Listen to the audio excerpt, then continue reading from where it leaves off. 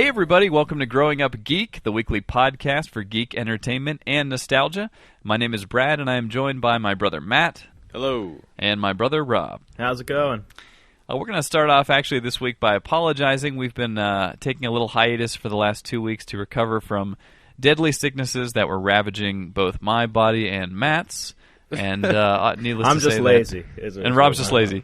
This hindered the editing pretty seriously, but we are back, and we appreciate everybody. Excuse our dust in the meantime. So with that out of the way, we will march forward with the news. Yes. We will actually start by asking Rob, what is your favorite news story this week? Well, definitely my favorite news story. I mean, this has me all, buttered up and excited. Is Microsoft is apparently secretly working on a WiiMote accessory kind of deal for the Xbox 360. So this isn't an April Fool's joke. From what I can tell, this is not an April Fool's joke. This is a exclusive being reported from MTV News. Yeah. And MTV is actually a partner with Microsoft. MTV actually were the first to reveal the Xbox 360 a long time ago. So the interesting things about this controller is that it does have some one-ups against the Wiimote. It has a microphone built in.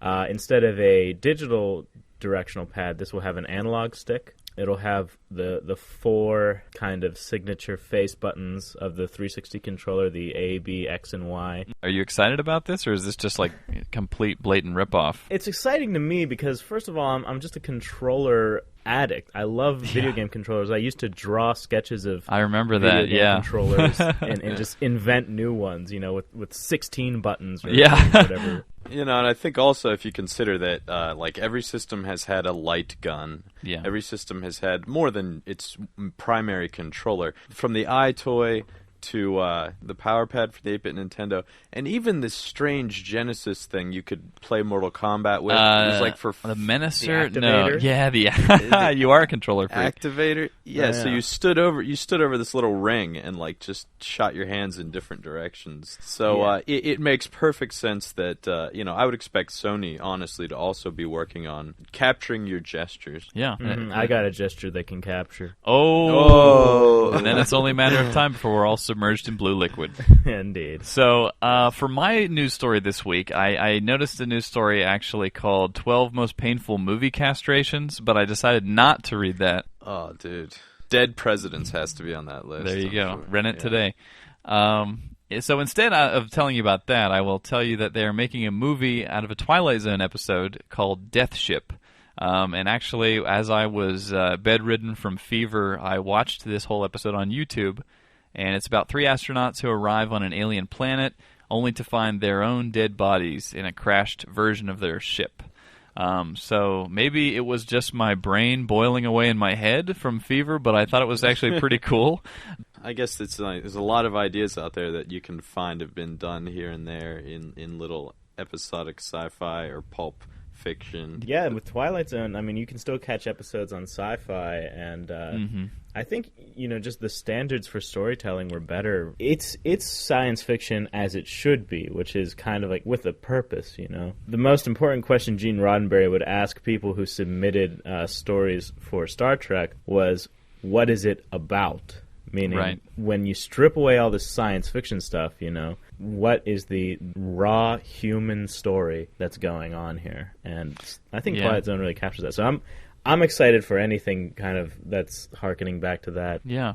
It's available for free on YouTube if anybody wants to watch Death Ship. That's the episode. So, Matt, that wraps up my story. How about you?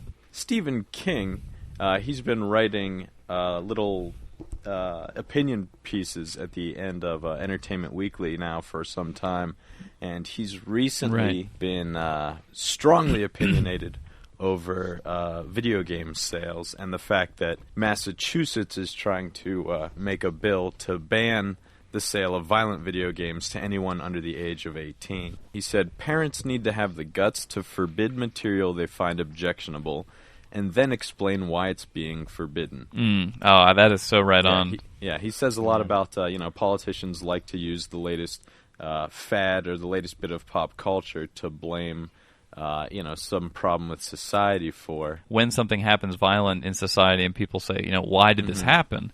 That's certainly not a quick conversation, but a lot of people would like to make it into one by just saying, well, it was the music he listened to, it was the video games he played, and of course recognizing that Hitler never played any Pac-Man. In video games, it is plainly just objects kind of running at you. It's right. Crazy screaming guys like the hobos in Condemned 2, like we talked about. I thought you were going to say the hobos in Narc.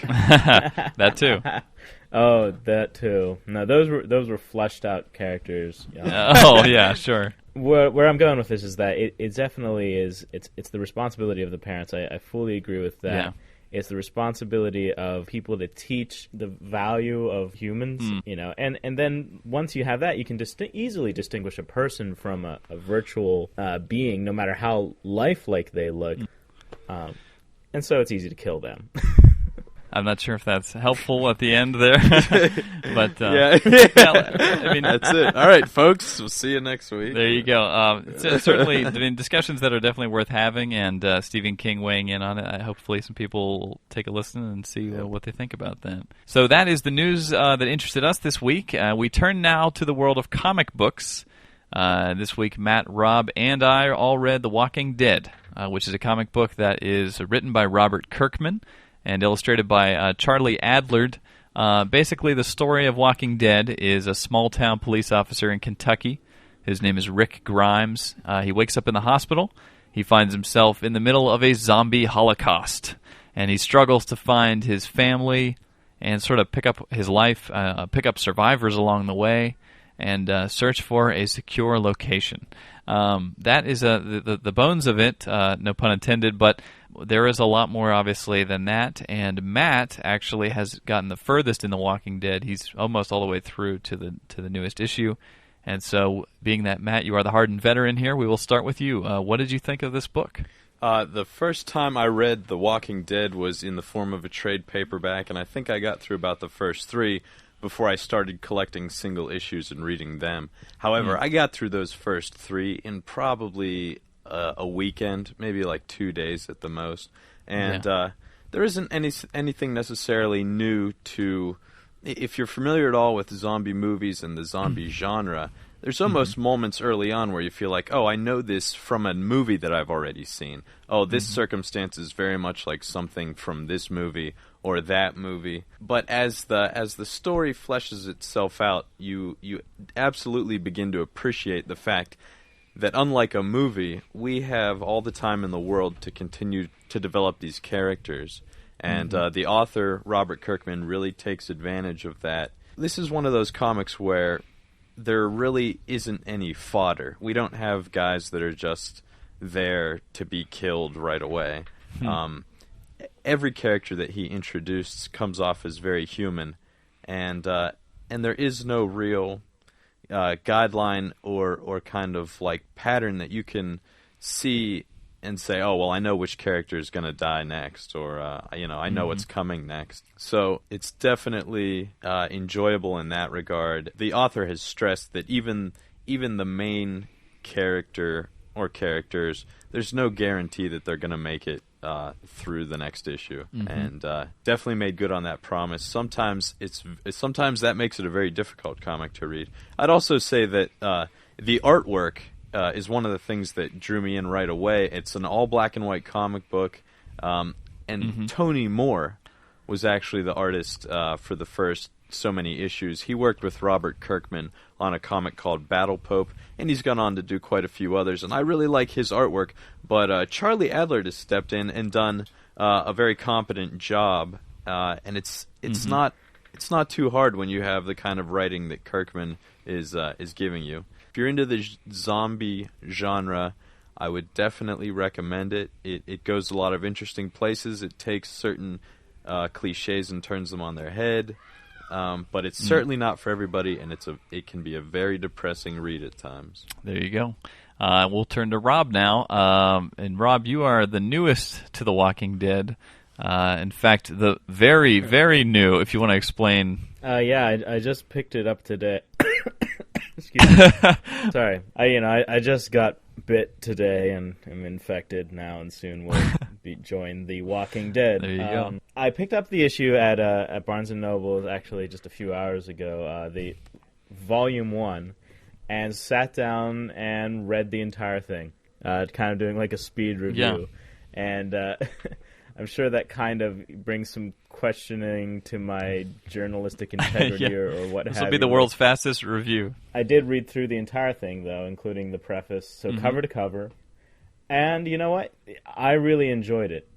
I found it to be an easy read. So I can definitely recommend it on that basis, you're not going to find yourself going like, oh, what on earth are they talking about? You know, like this is... It wasn't as heavy-handed as a lot of zombie fiction tends to be. And I also found like what it was getting at is a lot more different from a lot of zombie things or a lot of monster movies. I don't know how many times like we've seen a zombie movie and it's kind of that old cliche like, you know who the real monsters are. Oh yeah, then so annoying. Us. Yeah, man. I'm getting the messages. And I just I want to like tear my eyes out. Whenever Dead Rising was like that. Yeah, I like Futurama did like a 1-second sketch where it's just like this evil scientist just like, haha, and now I will reveal my ultimate creation, the world's worst monster, and just opens up in the sky, steps out, and it's like, it's man, and there it ends. Yeah, there you go. But I knew that there was something while I was reading it that was special about it. And it wasn't until I read the back cover that I really understood what they were getting at. It shows how people survive once everything is taken away from them. The zombie outbreak is kind of really secondary to this story of people learning to live off of the fat of the land, essentially. It has a lot of meaning, like I talked about before with the Twilight Zone. So yeah, I mean, check it out. If nothing, just pick up the first volume, and it's really easy to read. Like I said, I read it in maybe an hour and a half. Yeah, are you looking forward to, are you thinking you'll keep picking it up? I might check out the library and see if I can get it there. Yeah, I recently found out that my library carries several trades of The Walking Dead, so I was able to get in there and pick up some issues and catch up. So I've read about 30 issues, not quite as many as Matt, but my opinion of this book is I love this book. I hope it keeps going and going forever, if they can. And that's really Kirkman's experiment here. And he mentions that in the back of the book that he loves zombie movies, but he hates the endings. And obviously you can't do that with a movie. You have to stop at some point. But like Matt pointed out, with a comic book, now that could work. And so he started this ambitious project of what if you have a zombie story with no ending. I think it's great. Basically, I have to say Robert Kirkman is the man. Like I feel about Valve for video games or Joss Whedon or Aaron Sorkin for television, it's Robert Kirkman for comic books for me. His cliffhangers are better. His dialogue is better. Like I said, I mean, we talk a lot about change. Rob and I talk about this, that good story is about character development. Yeah, I mean, good story is about changes and character development, and I don't want to spoil anything, but he's not afraid to take major risks with major characters, and that doesn't just mean killing them. I mean, there's a lot of stuff that happens. So, highly recommend it. Only downside that I would say after all that praise, I did start to like Tony Moore's art style, and then just as I was kind of really getting into it, smash cuts to Charlie Adler's art, and the only way I can describe it is if you're watching a movie and suddenly all of the actors are replaced by different people. Sure. No, you're right. And now, I can't tell. I mean, again, the writing is so good, it could be stick figures, and you would just continually get drawn in my opinion. Sure. So, big thumbs up from me. There's so many golden moments for different characters that when something horrible finally happens to one of them, there's some very, very strongly worded letters that Robert Kirkman has gotten, ones that accuse him of being racist. Oh, wow. And things of that nature, just because of the things that he puts his characters through. I find it hard to believe that this comic book came from the same guy who brought us Battle Pope. I didn't realize that either. Jeez. I kind of wish I was in a situation like this. Not necessarily zombies, but just being kind of out and about. It's that kind of draw that movies like Into the Wild have. Yeah, and I agree. And as enjoyable as that is, and as refreshing as it is, just like the occasional camping trip is ruined by an angry bear. Right. The Walking Dead, the Walking Dead will suddenly brutalize your good time. Oh God, will it ever? I just read this issue, and I won't say what happened, but man, was it hard. Yeah, it can be very difficult at times to read, and that for that reason, you will definitely have moments where you hate Robert Kirkman, but you'll come back for more. That's for sure. I agree. Yeah. So that's The Walking Dead. Yeah, so that's The Walking Dead, and before we close out our episode this week, we would like to jump in our DeLoreans, kick it up to 88 miles per hour, and enjoy a little nostalgia. Nice. This week, pretty specific piece of nostalgia. Maybe not everybody will relate, but I thought I'd ask you guys, do you remember falling asleep to radio dramas on cassette? Absolutely, I do. Yeah. I almost feel like I did this past the point where it was age appropriate, but we listened to radio dramas from Adventures in Odyssey. I listened to Edgar Allan Poe and Tales of Mystery and Horror. All these different cassettes, and the way I would describe this to people, if you've never listened to these, you've basically got to cross somewhere between a movie and a book. You're still using your imagination to envision the characters and the scenes, but the voices and the sounds are there, so you kind of pick up on that. And I used to actually be addicted, like where I could not go to sleep without listening to these. There's some radio station around here. I don't know which one it is, but late at night when I'm flipping through the stations, I sometimes do find radio dramas. There's a lot of like murder mysteries and some strange things like that.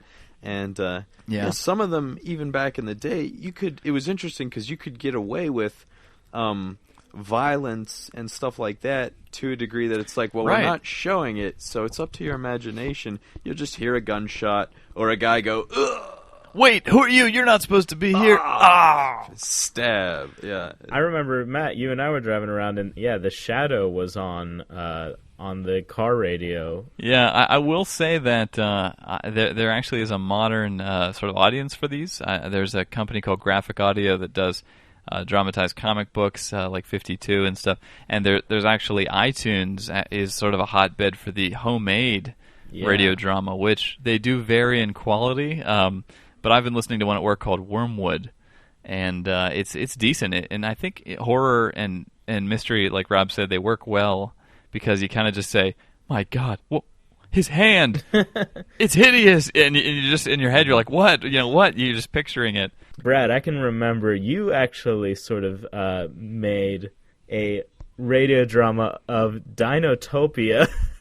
Oh, Lord. I haven't even thought of that in years. There was some sort of a nomad that they run into who you gave like this thick Cockney/Australian accent, and he was like, "You probably think Dinotopia means utopia of dinosaurs. Well, look it up. It means terrible place." Yes. And I can't separate that voice from that character. Yeah, that's the voice in the book. If you look at the book, even though it's Brad reading it, I don't know if you guys remember or not. We recorded something about like these three soldiers on a mission. All I can remember is that we used a crinkling, we used like a sandwich baggie as the sound of like fire for an explosion, and it was like he dove from the explosion, and there was like. Do you guys? I guarantee you don't remember that, but if we could ever find. No, I don't. Did you do Beast? Peter Benchley's Beast? Did you do that? No, one? He didn't do. I don't think I did that, but I did use whiteout to cover all the swear words in that. Nice. And when I lent it to, Grandpa. When I lent it to our grandfather to read, when he came over, he was looking for a good book to read, and he was kind of like, "What is this?" But yeah, what can I say? I was trying to keep it clean. For Pat. Man, yeah, but he needed that. Well, I remember I had a G.I. Joe toy that it was a tripwire action figure, and it came with a cassette tape that had a little radio drama on it. And for G.I. Joe, he was like he slipped in the shower and he injured himself or something. Yeah, what the heck kind of story is that, by the way, for G.I. Joe? Oh, it was weird. But sorry, every kids, time he slipped in the shower. Yeah, every time you flip the tape over, like the intro to it, there would be like some music, and then you'd hear this voice of like one of the Cobra commanders or somebody going, "Cobra!" Cobra! Cobra! Yeah, that would scare the crap out of me. Oh, it's so weird. I'd want to hear the story, but I didn't want to hear Cobra! Yeah. So if you want to check out these radio dramas, any of the ones we've mentioned, or you have already, and you would like to let us know your thoughts on them, be our guest. Our email address is mail@growing-up-geek.com. Send us some of your nostalgia, and if we like it, we'll read it, and we'll kind of see if we have that in common. So thank you for listening, and we will see you next week. My name is Brad. I'm Matt. And I'm Rob. We'll catch you later, folks.